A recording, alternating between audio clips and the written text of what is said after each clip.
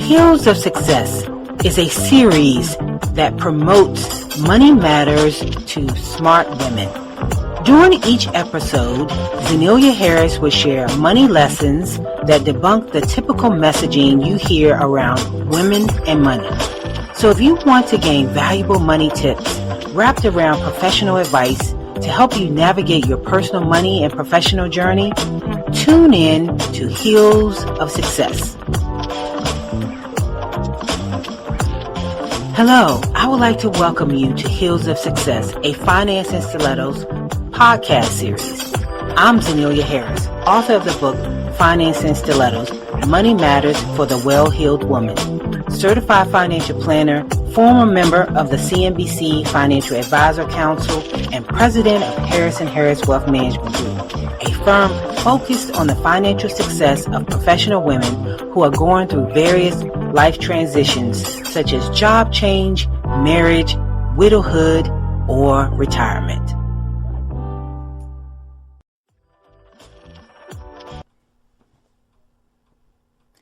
Melanie Gamble is an author, speaker, real estate expert, and entrepreneur. As the owner of 212 Degrees Realty, LLC, Melanie delights in being surrounded by a team of highly trained and committed realtors who serve the Washington, D.C., Maryland, and Virginia markets. Helping people to own and keep their homes is not only a business endeavor, but a personal passion and a spiritual mission for her. As a cancer survivor, Melanie is acutely aware of how precious life and time are for all of us. She seeks to help others realize their dreams and make the most of what they are given. A two-time graduate of Florida A&M University, Melanie holds a bachelor's degree in criminal justice and master's degree in public administration. While in school, Melanie became the first woman and youngest executive director of the Florida Conference of Black State Legislators. Her proudest moments came during the 1994 legislative session when she had the opportunity to work with the descendants of Rosewood. She lobbied exceptionally hard for the introduction and passage of the Rosewood Bill, which awarded the descendants of Rosewood, Florida, over $3 million in reparations. Melanie is a John C. Maxwell certified coach, teacher, and speaker who is committed to helping all women, regardless of their age, race, or socioeconomic status. In addition to her busy work life, she regularly volunteers at organizations dedicated to children, women, and health, including Doctors Community Hospital and Children's Miracle Network. She's eternally grateful to her husband, Jay, who has always had the strength to allow her to shine and flourish. Being a true partner and friend along the way, Melanie and Jay enjoy life with their 3 sons in Maryland. Let's welcome my guest today, Melanie Gamble. Well, Melanie, it is such a pleasure to have you join us today to talk about your life, what you do professionally, and to hear your insights. So I would love for you to expound upon your journey to becoming a real estate mogul. Well, thank you so much for having me. First and foremost, it is an absolute honor and privilege to sit with you today and to go into my journey. So my journey, unbeknownst to me, actually started when I was in high school, but it did not crystallize and become a pathway for the rest of my life until after my first year of marriage. I had the opportunity to go home and visit my mom and take my husband, because I was married in 2000, and take my husband with me. And while we were there, I said to my mom, hey, there's some land that my grandmother left for me. And so now that I'm newly married and my husband is here, can you take us to go see the land?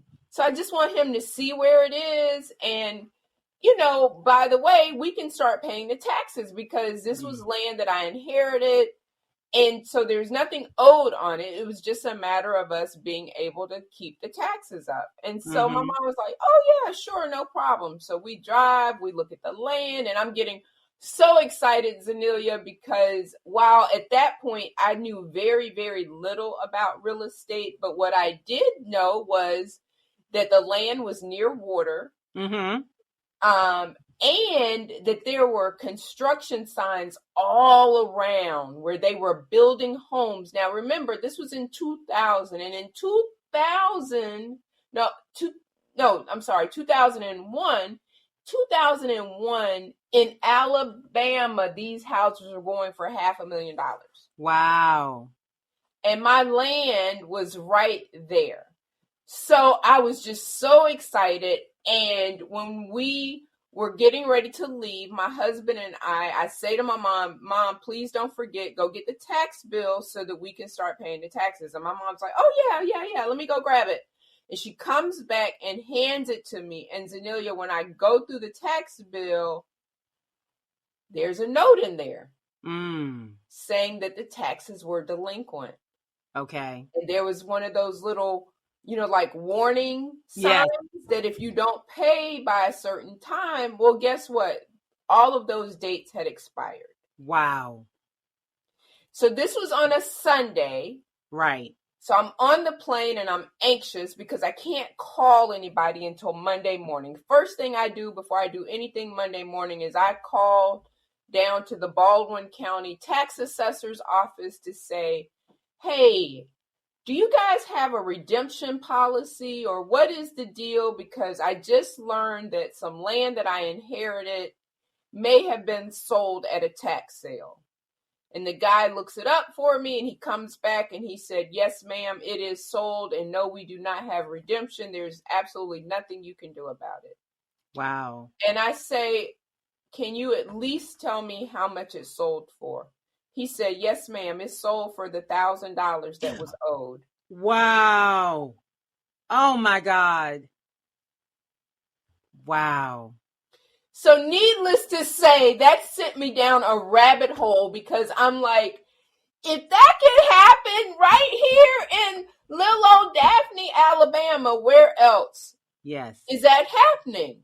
Yes. So I started researching here locally, and it just took me, like I said, it just took me down a rabbit hole. So next thing you know, I'm in a real estate class learning about real estate, and then it has now become my life passion because from everything that I learned, and so the more that I learned about real estate, the more that I learned that African Americans have been left out of this process like our entire lives, to the point where the federal government was the one who actually instituted redlining.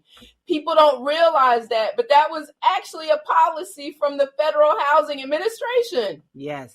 Back in the 1930s. So it's like, OMG. Yes. So it has become my passion in life to educate as many people as I can, regardless of race, color, creed, national origin, gender identity.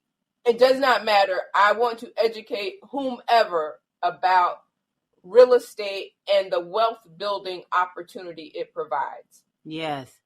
It's interesting because of what happened with George Floyd over the summer, and there have been a lot of discussion about the wealth gap in the African American community and how a lot of things we've lost because we did not own property, and people losing land because of taxes, because of arguments. Yes. And not recognizing how this legacy is being lost because of lack of knowledge. Yes. And I don't know the statistics, but I know that I've read recently how there are less African Americans who own real estate now than before the 1920s, possibly something like that. Yes, home ownership rate amongst African Americans has fallen to around 44%. And at its height, what was it? In the height, we had gotten up to around 65%. Okay. Yeah.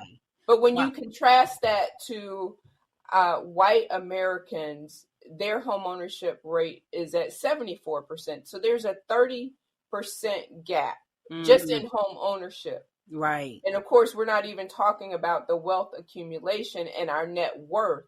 Right. And the difference where that puts us. So when you talk about, not only have we lost land and homes from lack of knowledge, but we can clearly see where there have been government sponsored programs that have prevented our access to several opportunities. And then you have communities such as Tulsa, such as Rosewood, that were independent, Black, wealthy communities where people just came in and burned them to the ground. Yes. North Carolina as well. Yes.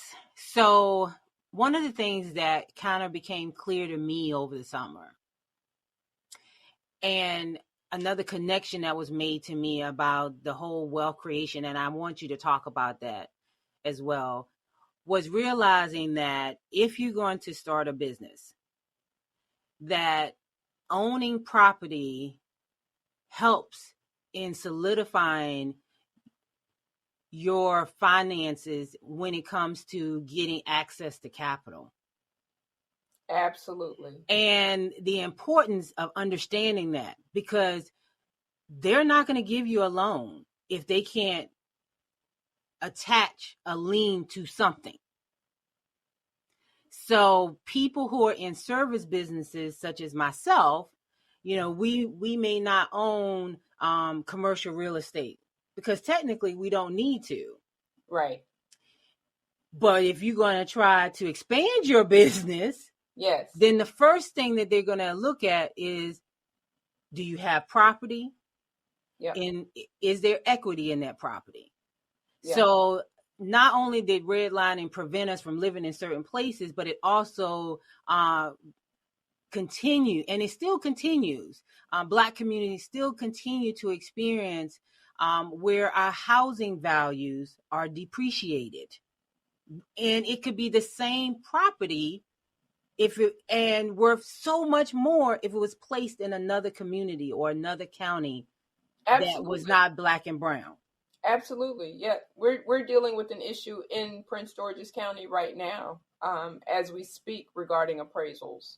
Wow. So, no, you're absolutely right. And appraisals, I'm sure you've seen a couple of stories that have been in the news recently where there is racial bias in the appraisal industry as well. And they are just now recognizing that and attempting to address it, but it is still a challenge. So like in our community, for example, it's interesting how I sometimes find conversations with my clients who are not African Americans when I'm telling them to neutralize their home, and they're looking at me like, why do I need to do that? Why do I need to take down my pictures? Why do I need to do that? And so when I'm trying to frame it and explain to them that it is, of course, I'm trained when I'm dealing with African American clients or Latino clients or Asian clients, I'm trained that you want to neutralize the home because you don't want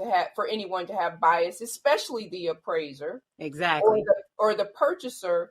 But when I'm talking sometimes with my Caucasian clients, they're looking at me like, why is she telling me to do this? And then I realize, and so I have to frame it in a way, and this is very, very true, and it goes across the board, that sometimes people walk into your home and they know you.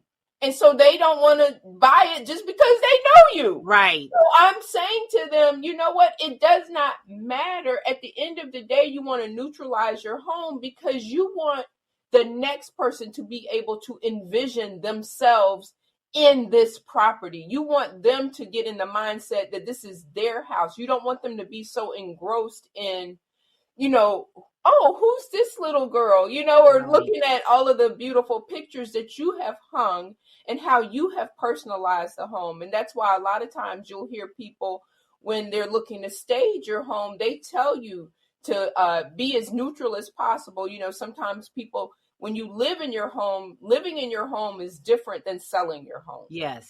Right? So you're going from this is your single biggest investment. It's the single biggest investment most people will ever make in their lives. So you have to come out of the mindset that this is my home. You've now got to look at this as that this is my largest asset. How do I make my largest asset most appealing to the most people possible? Mm-hmm. So if that means taking down all of my personal pictures, if that means changing all of my walls to whatever the latest color scheme is, which right now is, that gray, that pale gray, that's Yes.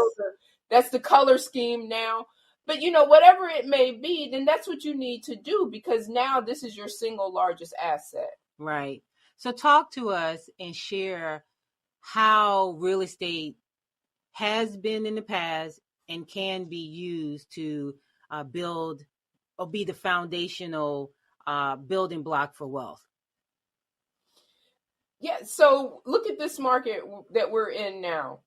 So Zenelia, over the past 10 years, so from the time of the Great Recession and when the bubble actually finally burst, so we'll say from 2010, right? From 2010 until now, 2011, that's an 11-year run.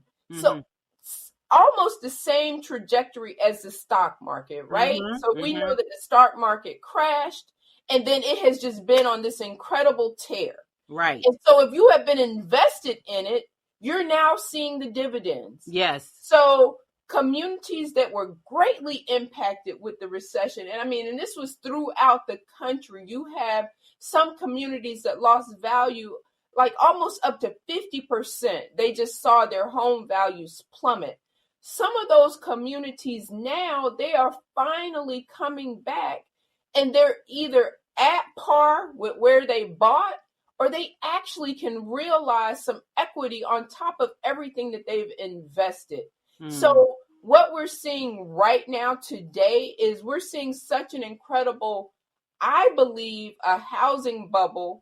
I don't think people are paying attention, but with inventories being as super tight as they are, and you have all of this demand, you have demand like it is unbelievable, because interest rates are still, even though they started to creep up a little bit, but they're still incredibly low. We're still talking about interest rates at 3%. That is just unfathomable. When you think about when I entered this business, interest rates were at like 8 and 9%.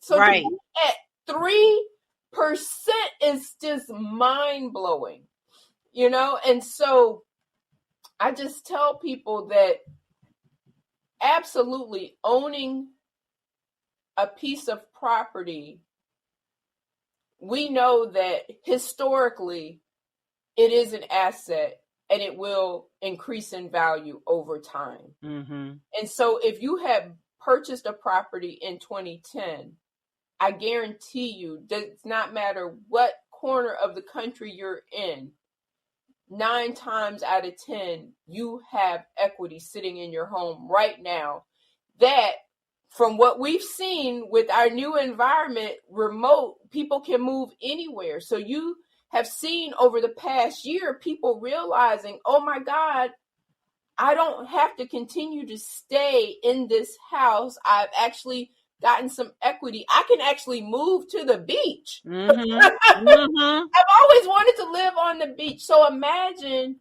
being able to sell your home, have $100,000. Let's just say, I'm just going to use a round number. Let's just say you have realized $100,000 gain after you've paid everything.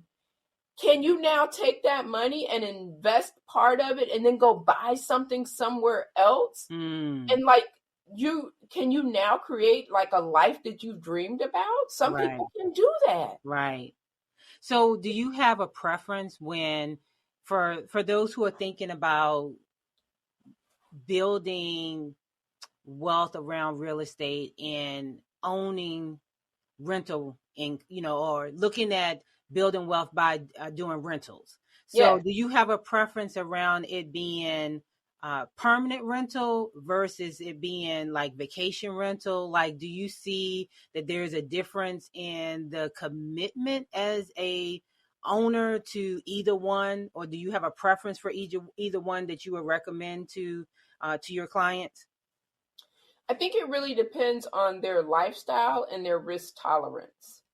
So and the reason that I say that is because I have some clients that love to buy vacation homes because they vacation. Mm-hmm. So they have a lifestyle that allows them to go and visit their properties once or twice a year and rent them out the other times, right? And Mm-hmm. so and they also have the resources to sustain it if it goes unrented. Okay. Whereas some of my clients, they do not have that luxury. They're just getting into investing in real estate. So they need a guaranteed income. So my heart breaks for we're in COVID. And so people starting in April of last year, some people have not seen rent since April of last year. And they are in a catch-22 because not only have they not seen rent, but then they now cannot evict the person. Right. So imagine if that was your sole source of income, and you have 90% of people who own investment properties, they're just like you and I, Zanelia. Mm-hmm. I mean, they own a home and they may have bought another home as an investment property, and that's part of their retirement portfolio. Yeah. And my heart breaks for those people because, and we're hoping that with this new budget that Biden is trying to get passed through the Senate, that there will be some money in there to address those homeowners. Right. Because they really are in, a conundrum, as we would say. Mm-hmm. They're in a tight spot.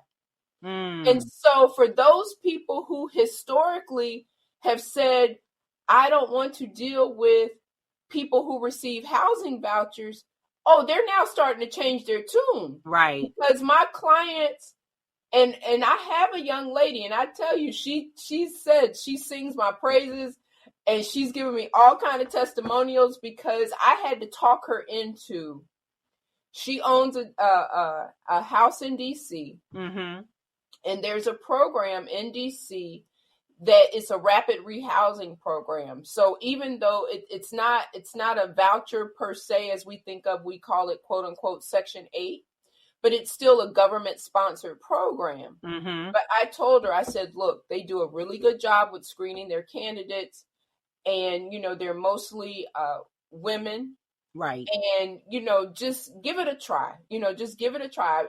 I'm your friend. I wouldn't tell you to do it, but you need the income. Just give it a try. Let me tell you, I know she's called me at least 3 times and actually sent me a gift in the middle of COVID because she was like, Melanie, if I had not taken your advice and put that woman in there, she has not missed a rental payment. Exactly. So what would you say are some, if you could, sum up, and I know that there are a bunch of tips, but if you could sum up 3 tips that you would give someone who is considering real estate to supplement their lifestyle, to supplement their retirement planning, what would they be? So I would say, number 1, if you have a home. So what I see a lot of times with especially couples or 2 individuals when they get married, Mm-hmm. what I see sometimes is the husband and the wife maybe both had homes. Maybe one had a condo, one had a townhouse or single family or whatever. I always say to people, you may want to hold on to one of those homes as an investment. Right. Something manageable. I wouldn't say hold on to a 4,000 square foot home as a rental, but if you have something that's maybe 2,000 square feet or less, that tends to be pretty manageable. Your mortgage payment, I would say to make sure that the rental income, I try to give a rule of thumb that if you could maybe make at least $400 to $500 gross per month on that rental income. So right now, with interest rates being historically low, you may be able to refinance. Let's just say you're in a single family, a 2,400 square foot single family home, or you're in a townhome and you've been itching to move. Why don't you look at trying to refinance, getting the very lowest mortgage payment that you can on your current property, put a renter in there and see what that does for you as far as being able to qualify for your next home. But I wouldn't necessarily, I would see if I could purchase with having an investment property already. Mm-hmm. Mm-hmm. That's the first thing. The second thing is, if you absolutely are living in your dream home and you want to just purchase a rental property, I would say, if you don't have an appetite for risk, if you're not a high risk tolerance person, try to find something that you can drive to and that you can manage on your own. That will save you from a property management standpoint. Okay. However, that would be number two. Find something local, Right. find something small. I wouldn't do anything huge, but at the same time, you want to do something that's attractive to a family. So if you did want to do a housing voucher program, you want to have maybe at least 3 bedrooms. Okay. 3 to 4 bedrooms gives you a pretty substantial guaranteed income. Right. Right? Because a lot of the voucher programs are based off of the number of bedrooms. Okay. Yeah. And so those are the things. And then the third one I would say is, we in our area, and then all over the country, really, you have transients all over. Right. But some of us come from smaller towns. Mm-hmm. So I look at our area in the metropolitan DC area, for example. You have people that come from South Carolina, Arkansas, Mm-hmm. Florida, Yeah. smaller towns. Maybe reach back out and check in with people. See if anybody's in distress, because you just never know. Sometimes you may be able to go in and help someone save a home. Because that's something that I've been able to do over the years. Right. Because their home, some of these smaller towns, their home values, you're talking about a home that's $30,000 or $40,000. Well, right. Some of us have that equity sitting in our house. Yeah.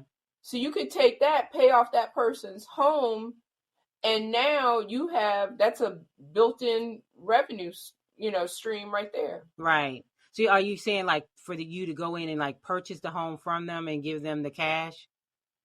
I'm saying you could go in, purchase the home from them, and let's just say they just got behind, but they have the ability to pay. Mm-hmm. You've just bought yourself a rental property and you have a built-in tenant. Right. Right. Yeah, because I mean, even in when you think of just different parts of Maryland, because everything is not, I think a lot of times when people think of Maryland, they think of around DC or around Baltimore. Yes. But there's other aspects of Maryland as well as Virginia.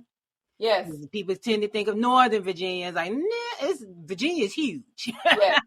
And everything is in Northern Virginia. So definitely, because I'm from Southern Virginia, so definitely down there, very close to North Carolina, pricing of property down there is very different. Yes. Very different. But I do think that anything that's around water is still appreciates. It's highly accelerated in value than something that is not. And unfortunately, where I'm from, there is no water. Wish it was. But right. It's just kind of interesting when you think about this whole connection to real estate and to land and to using that to solidify, not just build, but also to solidify our wealth, because that's what that inheritance would have done for you. Yeah, I mean, it would have been foundational for you, but it would have solidified your family, because it would have been a continuation of something that you received from your grandmother. Yes. Yep. So, okay. So for those who are interested in pursuing real estate professionally to get into that market, what would you say are tips and lessons learned that you would like to share with them that can help them determine whether or not this is something that they can take on and do it from a place um, of understanding the risks that are involved. Because I do think no matter what you do in life, there's always a risk. but Absolutely. but some people may think in their mind that being a real estate agent may be more risky because of the fact that you're tied to selling something. Yep. So I would say the first misconception is the last word that you just said, which is selling something. And the first misconception I believe in real estate is that we're salespeople, and we're not. And I tell people we're in a service business. And so if you are not in the mindset to serve someone, if you're not in the mindset of helping people, this is not the industry for you. Right. Because I like that. Yeah. Because I tell people all the time, this is my chosen profession, and it is a profession. It's not a side hustle. It's not, a gig. I'm not just going to go do this. It is my chosen profession. I am a professional, and I'm held to a code of ethics that it was put out by the National Association of Realtors. And just like an accountant or an attorney or a physician, I'm bound by confidentiality, trust. There's certain, there's a lot bound with us as real estate professionals. And it's unfortunate because, like with any industry, there are always bad actors that give your profession a bad name. Yes. And so that would be the first thing that I would want people to understand, is that you are coming into a service-oriented industry, and you have to have a servant's heart, number one. Number two, to not be discouraged, because markets shift. Right now, we are in a hot seller's market, and if you're not good at going out and prospecting and finding people that are looking to sell and able to convince that person that you are the right person to represent them and their home, and you're just out here with buyers, you can very, very easily get discouraged, especially when we're seeing 40 and 50 offers on one house. Right. Only one person's going to win that house. Exactly. So you have to be tenacious. You have to say that this is what you're going to do regardless. And you definitely have to have some reserves. When you're just getting started in this business, of course, there's a cost associated because it is a business. So you have to join a local association. You have to join. Well, let me take that back. You don't have to join a local association, but in order to have access to the information, to the forms, it is very helpful for you to do that. Right. You do have to join. Well, again, you don't have to. So to be a real estate professional, you can start. You've got to take the class. You have to become licensed. But to be able to actually function in the business, I guess these are the things that my mind is going to. So when I'm thinking about having access to the lockbox, well, right now that's through our board. That's through our local board. So to have access to our forms that you need to do the contract, well, that's through your broker, whoever you associate with, because when you first get your license, you can't just open up shop.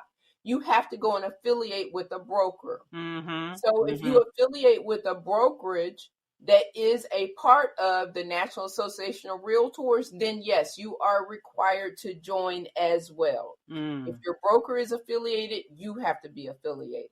Okay. So those are the things that I think about. So those are all hard costs to be getting into the business. You also want to think about, how do you structure the business? So that's where they would need to contact you as their financial planner to make sure they have structured themselves properly. Are they an LLC? Do they designate that as an S Corp? Like, how do they do that? How do they structure it so that it is the most beneficial for them in the long run? And then the next thing they want to do is I always encourage people, if they have another career, you might want to hang on to that for a few minutes unless you have a cushion.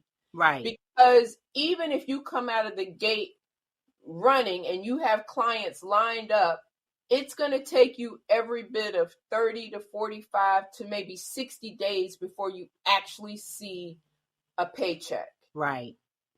And Yeah. so if you don't have a cushion and you've been living month to month, Right. that's going to be tough. And that's where I find oftentimes, Anelia, where people get themselves in trouble, where they are putting their pockets before their client. And that's why I say Yes. you're in a service business, because too often I have seen agents saying, well, I really need this money. I really need this money. Yes. But it's not about you Right. and what you need. You are here to serve a client. It is what your client needs. And Right. I'm so sorry if we can't settle today. Yes. You were anticipating on getting paid today, Yes. but it's not in the best interest of your client, or it's not in the best interest of my client. So it's not going to happen today. Right. Yes. Yes. So those are the things. And I think the last thing is what I try to impress upon people more than anything else, because I have people come to me over and over again saying, oh, I want to quit my job. Oh, I want to quit my job. And I'm like, that's fine, as long as you are choosing this to be your profession and you have the money to sustain yourself. Exactly. Exactly. That's why, that's why it's good to have a plan. You don't just jump out and do things without a That's plan. right. The plan is your safety net. That's right. So no, thank you so much for sharing your insights into this journey that you have taken professionally because of a major life event. It is so often that things that happen in life that influences like professions that we may end up pursuing, decisions that we make. Because for me as well, I made this decision to become a financial planner because of personal experiences that I had and wanting to know how to handle money and how to be a good steward of my money. And then it has led to or opened the door for me to pursue this as a career. So it's just amazing. That's why I love to hear people's stories, because the stories to me are what paints the pictures as to who you are and why you do what you do and why you may be passionate, or where that passion or burning inside comes from. Because Yeah. those are the things to me that makes life, meaningful, I Yeah. think. I mean, Yeah. so a lot of times, especially when we're interacting with our kids, they don't want to experience failure. They don't want to experience loss. But those are the things that actually puts fire in your belly sometimes, Yeah. because then you find out like, oh my God, I'm good at this. Right. Or, I would have never thought to pursue this if this hadn't happened. Right. So I appreciate you sharing your story. And Thank you. I love that, the fire that you have for, and the fact of how you stated what you do, that it is to be of service, because that's how I state what I do, that I am of service to my Yeah. clients. Yes. And I think when you look at it that way, you have a totally different perspective about what you're doing. Yes. And it puts you on a different level in how you interact with people professionally as well. So, Absolutely. so thank you so much for sharing. This has been a great conversation. And I Thank know you. you have a lot, but please, please, please share information on how people can contact you, and also share information about your book. Yes. Oh, thank you. Yes. So in 2017, I was blessed to publish Unintended Consequences: The Great Recession's Impact on Communities of Color. That can be found on Amazon.com. Thank you so much, Zanelia, for that shout out. And I can be reached at 301-343-8538. And my email address is very simple. It's my whole name. So it's Melanie at melaniegamble.com, and it's MELANIE at MELANIEGAMBLE.com. Thank you, thank you, thank you, Zanelia. It has been an absolute pleasure. Thank you so much for joining.